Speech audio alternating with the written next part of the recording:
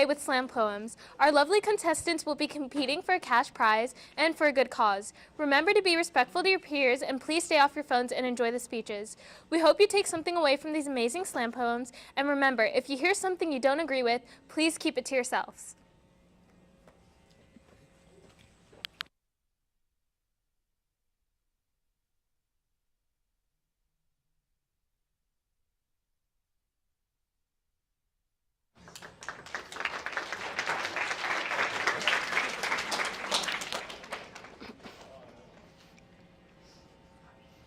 It gives our makeup a nice shine.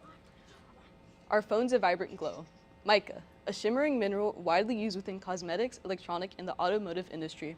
Hello, my name is Sarah Alakud. And today I will be presenting the dark truth that follows the mica mining industry.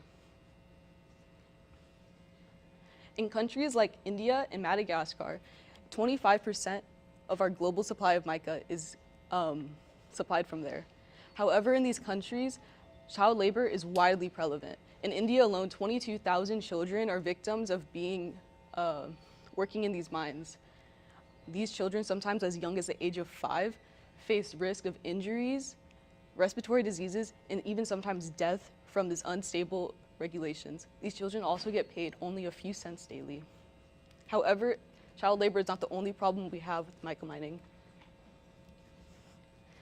In these mica mines, it also causes environmental dangers. In Madagascar, for example, we are already starting to see soil erosion, as well as the risk of endangered species going down at a faster rate, such as lemurs. However, mica mining is not slowing down, as mica is a vital resource in our day-to-day lives. As expected and projected to grow by 3.5% annually, mica is not here to slow down, as companies use it as a cheap way to get out of labor, as well as sidestepping regulations. Mica has alternatives though, as we as a community can look into them by enforcing stricter regulations, as well as looking into alternatives such as flagophyte and magnesium silicate sheets. These are alternatives for mica and still have the same properties. So together, let's not allow mica to overshine the effects of our environment and humans. Thank you.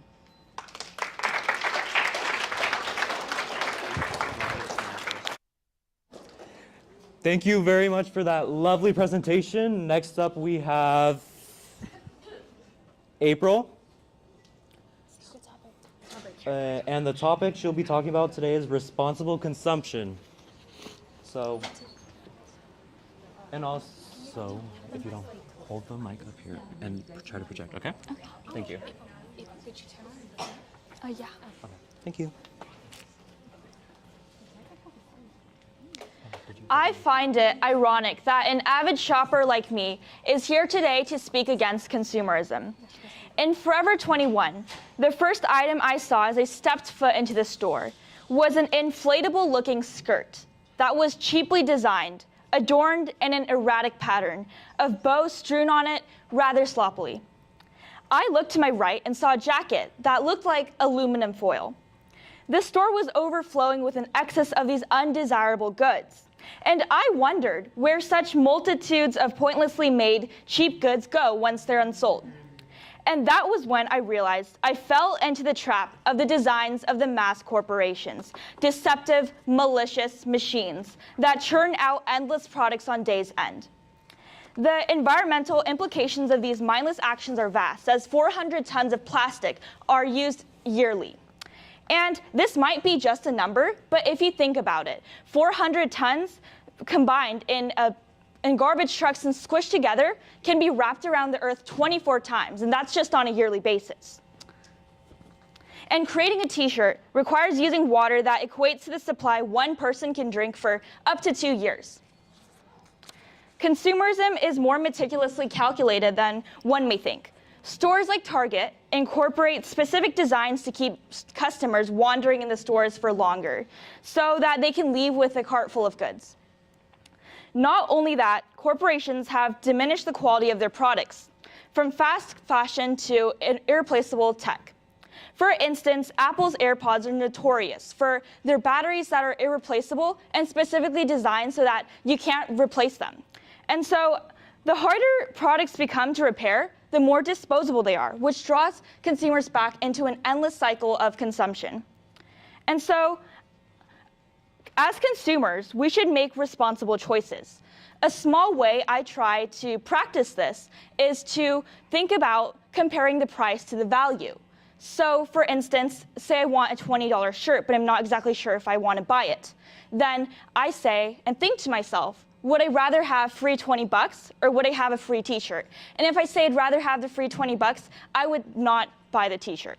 And so, as opposed to the past where durability was prioritized, our modern consumerist society prioritizes selfish profit and the mindless mass production of goods. This is a vice that must be addressed and we cannot afford to ignore. Thank you.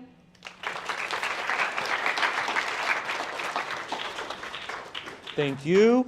And next up we have Ariana with her presentation on deforestation and its dangers. Yep. Okay. Here you go. Mic up here. Okay. I know.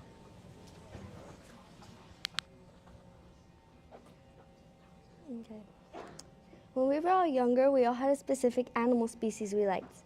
What if I told you 20 to 30% of all animal species are endangered or risk of extinction?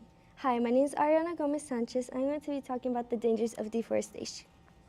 So what is deforestation? Deforestation is the destruction of natural environments, which leads to the extinction of countless species and the loss of biodiversity, which impacts the world more than you think. Each year, 1 million hectares of forests are lost, which is equivalent to the same size of Iceland, and due to man-made destructions. However, that's not the most important problem. The Amazon rainforest, which is considered the lungs of the earth, lost 17% of its forest cover, and if it loses 20 to 25%, it will have more of savanna look. Losing the Amazon rainforest can be an extreme danger not only for mankind but for the whole planet. It can have irreversible consequences such as the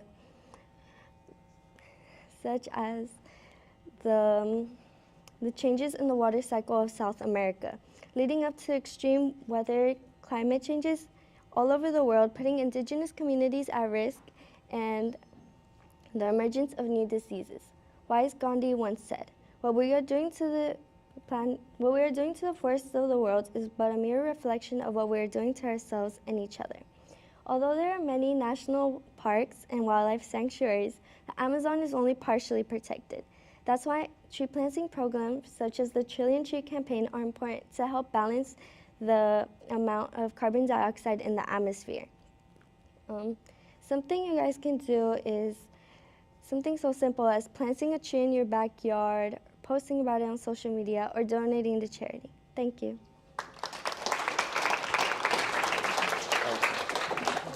Thank you. And next up we have Nadine with her soapbox speech on colorism, lack of inclusivity in makeup industry. It's on there? Yeah. Here you go.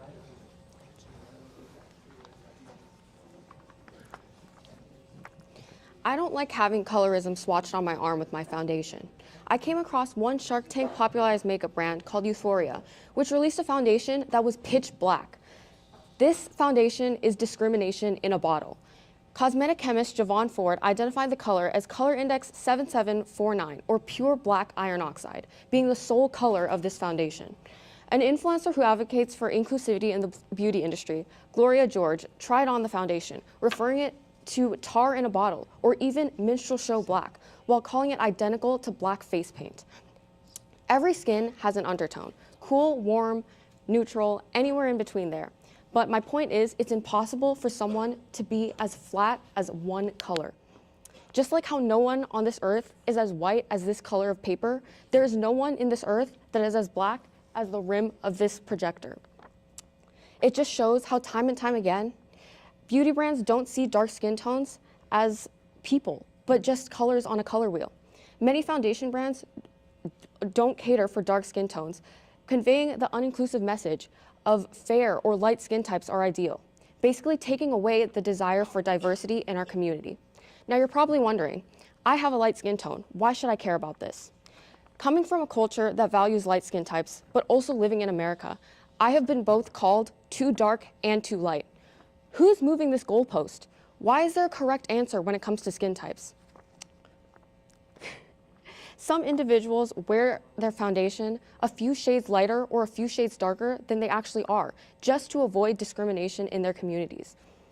Is that the world that you want to live in? A place where you can't even be comfortable in your own skin tone?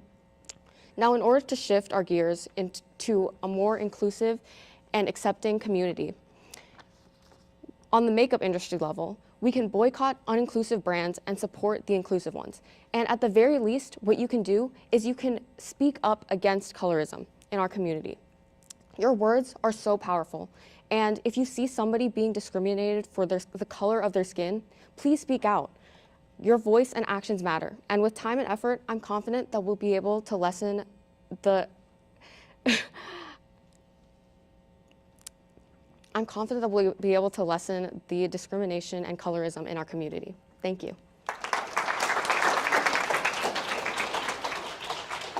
Thank you. And next up, we have a speech from Deborah, and her topic will be how social media drives pollution.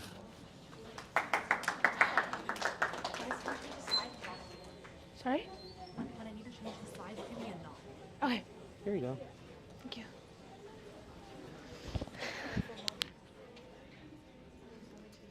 Hi guys, my name is Deborah Moreno, and today I will be talking about how social media drives overconsumption and pollution in our world.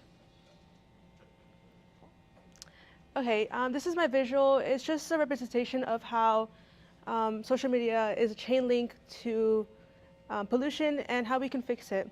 So I'm sure that most of us have any social media platform. That could be Instagram, Snapchat, or TikTok, even Facebook. All these have one thing in common, and that is that they all have sponsored posts. These sponsored posts are promoted by famous influencers that have millions and millions of followers, and many of us love them and love to watch their videos. These influencers influence us to buy things that we don't really need, like it could be a new vacuum cleaner or the newest clothing trend. Many of us buy stuff just to buy without thinking, buying recklessly, and this is called overconsumption. It basically means just to buy just to buy, and not thinking if you actually need it or if you're actually going to use it. This affects our world in many ways, not only in our air, but land and our sea. The way that it affects our air is when we use social media, we actually emit carbon dioxide by just using it, about 120 pounds of it per year per person. Imagine all the US that uses the social media, that's about 28,608,000,000 pounds of carbon dioxide per year. That's a lot. And that's just the social media that we use. Imagine all the clothing and all the cosmetics, shoes, and electronics that we use every year. That's a lot. And this affects the soil that we live and the groundwater that we drink. And while the carbon dioxide in the air, it gets absorbed by the ocean, and it destroys marine life because it destroys coral reefs and all the animals that have exoskeletons. This all might seem bad, but there is a solution. A couple solutions that we have is to buy secondhand. We can also donate all that we have that we don't want anymore. And instead of just buying whatever your favorite influencer promotes, we can actually research and see if you're actually going to use it or if it's any good. Being kind to Mother Earth starts by buying purposefully and mindfully. Thank you. Thank you for that very lovely speech. Next up, we have a special presentation. If you would like to introduce yourself. I will just look at. Oh, sorry. It will be 1 minute. Thank you.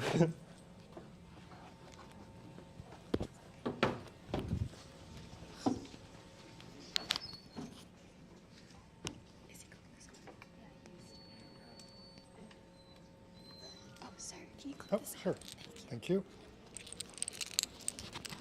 Oh, probably don't put it there.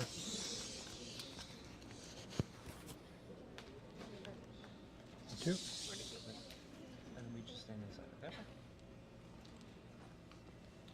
Okay, so, yep, thank you. shutter? Yep. Hello, my name is Dr. Richard Rodman. I was an auto shop teacher at Valley High School, one of the local high schools in the area, during the last 5 years. Before that, I was a auto shop teacher for Riverside City College. I did that for 28 years. Can you hear me okay? Okay, thank you. So anyway, I've been a teacher for the last 32 years, just retired in May. So also, I've been a Native American my whole life, right? And I was the vice chairman of our tribe, which is the Juaneño Band of Mission Indians, a Hashman Nation. And that's the tribe, or the nation, right, that represents Orange County. So when you think about, you know, who were the people here before, that was my ancestors. And that's what we're really going to talk about. Brett, I'm not sure what his last name is. He's your math teacher. He asked me to talk about 2 different items, right? So one of them is going to be our federal recognition process. That means that the government doesn't recognize us, which is kind of unusual, right? And then the second one is going to be about the history of our tribe. So those are the 2 things we're going to talk about. So I put right here, this is our hyperlink. So when you see that, oops.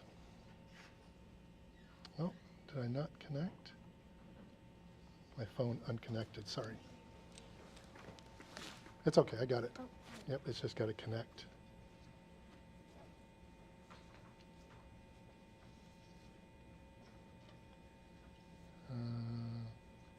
Reload.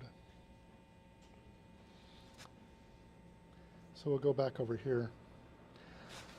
So I've got till the 45, so I got about 15 minutes. We'll do an introduction here, and then just in a moment, I'll do a land acknowledgement, and then we'll acknowledge our tribal leaders, acknowledge our people. We'll talk about the federal recognition process and the history of our tribal nation. If there's time, we can talk about the boundaries. I can let you listen to some language that we have, some songs that we have, and then it depends. And also, I'm interested in your questions. So as I'm going along, if you have a question, feel free to ask, okay? Okay, so the first thing we're going to do is do a land acknowledgement. So it's become very popular, right? I'm 63 years old. Prior to about the last 4 or 5 years, they never did these things. So who were the people here before anybody else in this area right here? Anybody? Go ahead. Yep, you, sir. Yep. Native Americans, right? So when the Spaniards came over in the 1700s, right, or the French came over, or all these other places, the Dutch, right, all those different countries from mostly Western Europe, when they came over, my ancestors in this area were the people who were here. Most of the time they were right along river trails. So I live right along the Santa Ana River Trail in Costa Mesa, and I actually live in the ancient village of Luckup. And right next to it is the ancient village of Gungam. And those are about 13,000 years old, right? So when you think about that, this land right here is our land, but people came along and said it's ours, right? And we have guns, and if you don't do what we say, then we'll shoot you, right? We'll take your women, your children, and we'll hurt you. So when that happens, right, we just say, okay, we don't want to die, so we'll do that. So this is some of my own language right here, and I'll show you some other stuff as we go along. So Miyuyam, right, that's greetings or hello. If you saw somebody, you would say Miyuyam. Can you say Miyuyam? Miyuyam, right, good, greetings. Natung, that's my name, right, Dr. Richard Rodman. Some of these words are pretty long. Noon, right, Ahashmish, which is I am a Hashman. Okay? I am the lineal descendant of our ancestors who are in the official archives of the Mission San Juan Capistrano. So one of the things that's kind of fun is the people who enslaved us were also people who helped us. So the Spaniards who came over in the 1700s, who's been to the Mission San Juan Capistrano? Right, you probably did that during 5th grade, is that right? During the mission trips? So my ancestors built that mission, and when they came, right, they actually kept records of everything. When somebody was born, when somebody was married, when somebody died, all those different things, the mission kept records of that. And it really helped us because we're going through a federal recognition process, and I know who my ancestor is. She's a woman called Zadut, right? That was her Indian name. And then when the Spaniards came and Christianized her, so said you have to become a Christian, she took the name Maria Fuencia. So Maria Fuencia Zadut, I know, is my ancestor. But if the Spaniards never came and Christianized us, we would never know that, because we don't keep records like that. So it helps us in certain ways, right? But it certainly isn't very fun. Okay, so I'm from the village of Patuatum. By the way, that's the mother village. And in most Native American cultures in this area, there's no like better village. So there's probably about 110 villages in Orange County. This is the mother village, but it's not a better village. It's not the important village. But it is in San Juan Capistrano, and that's where all the other, yes, sir.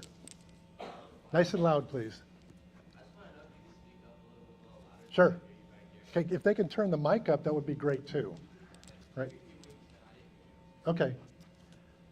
So again, all the villages are basically the same. They're not one better than the other, not one more important than the other. All of them had their chiefs, right? Or their captains. So I'm from the mother village, Patuatum. None is my mother, right? P. Nuit Zadut. She's my great-great-great-great-great-grandmother, who was enslaved at the Mission San Juan Capistrano beginning in the early 1700s. So 1741, to be exact. Today, I would like to acknowledge that we gather together here on the unceded lands of the Juanino Band of Mission Indians. What's that mean, unceded lands? Unceded.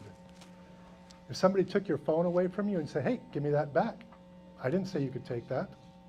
They took it unceded. They didn't ask for it, they just took it, right? So when the Spaniards came, they just took it. They said, this is our land. In the name of our king, in the name of our queen, this is our land. They just take it, right? So that's what happened, and that's what happens to a lot of people.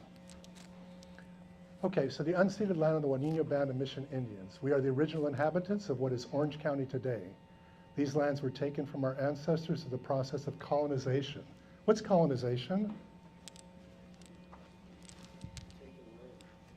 Kind of. Colonization. So taking land, he said, what else? Colonization. Right? So let's say you came from a particular area, and these are your customs. These are the things that you did, right? These are the ways you dressed. These are the things, these are the words you used. So that's what they would do. They would say, okay, you can't talk anymore in your native language. You can't marry your native people anymore. You can't do these ceremonies. We don't allow that anymore. You have to do what we do. So that's colonization, right? We force a new people, right, to do to behave the way we like it. Okay, colonization including the physical and cultural genocide of the Hashman people. This territory acknowledgement was affirmed in April 19, 1993 by the state of California in Joint Assembly Resolution number 48, and in March 7, 2006 by the Orange County Resolution number 06028. So both the state of California and the county of Orange acknowledge us as the original inhabitants of this area. We are and continue to be the stewards of the land for time immemorial. The Hashman traditional tribal territory extends to the Pacific Ocean. So this is our country area, right? Where do we have our country? To the west, that includes the Channel Islands of Puu, which is Catalina Island. How many people have been to Catalina Island? Kind of cool, huh? Close by. You can take a boat there. Hagerna, which is San Nicolas. Most people haven't been there. Cupar, which is San Clemente. That's a military island, the south one.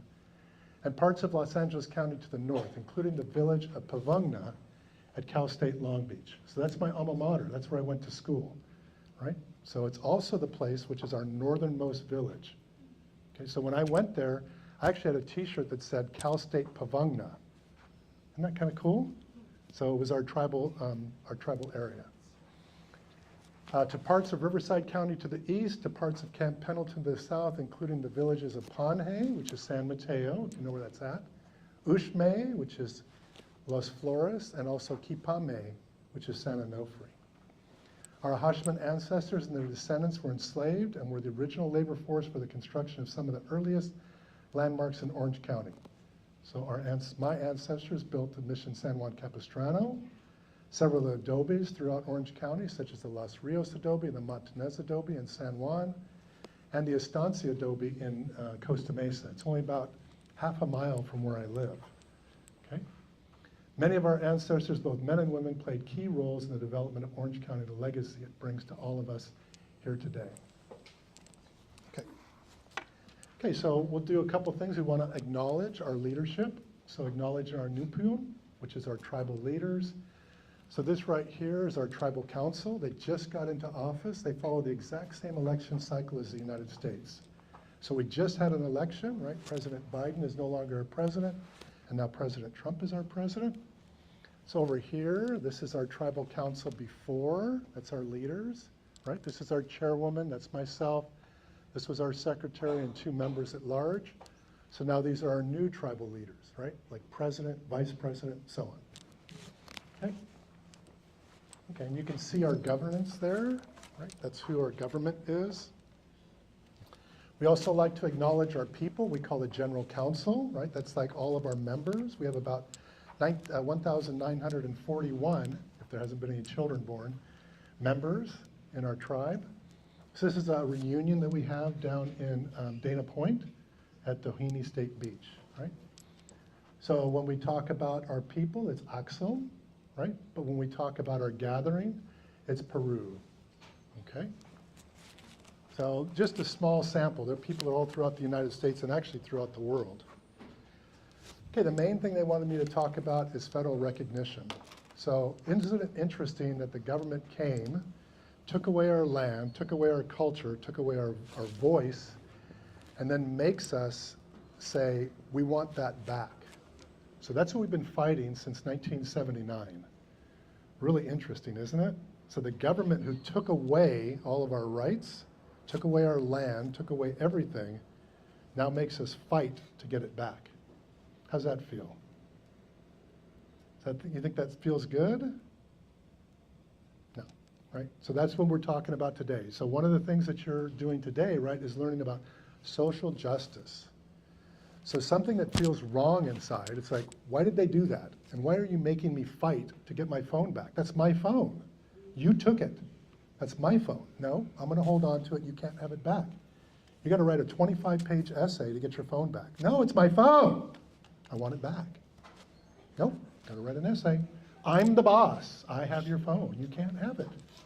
Right? If you try and take it away, I'm going to call security. We're going to put you in timeout.